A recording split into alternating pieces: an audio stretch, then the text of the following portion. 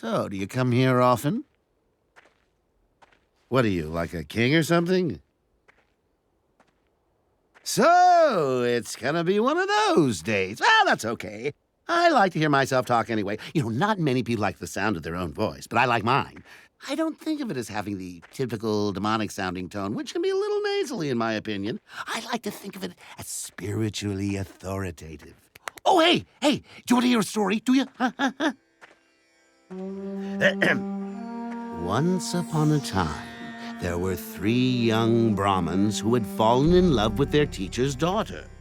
But one day, the maid was stricken with a serious illness and died. The young men, equally grief-stricken, committed her body to a funeral pyre. When it had been cremated, the first decided to vent his grief by wandering the world as a beggar. The second gathered the beloved bones from among the ashes and proceeded with them to the life-giving waters of the holy Ganges River, while the third, remaining on the spot, constructed a hermit's hut over the place of the fire and slept on the ashes of the body of his love. One day, the Brahmin who had decided to roam through the world discovered a magic book that could restore life.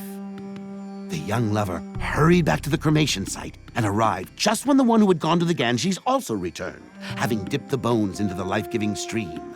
The skeleton was laid among the ashes, the charm was read from the book, and the thrice beloved arose again, more beautiful than ever. At once the rivalry resumed, for each claimed to have earned the right to her, one having guarded her ashes, one having dipped her bones in the Ganges, and the third having pronounced the spell.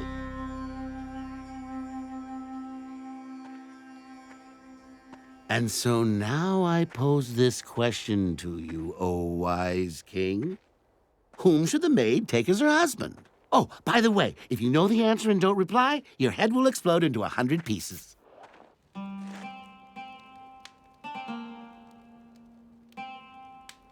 What? The one who recalled her to life with the magic spell is a father figure, and the one who rendered the sacred service to her bones performed the duty of a son. But the one who slept on the ashes did not depart from her and devoted his life to her. He is her rightful spouse.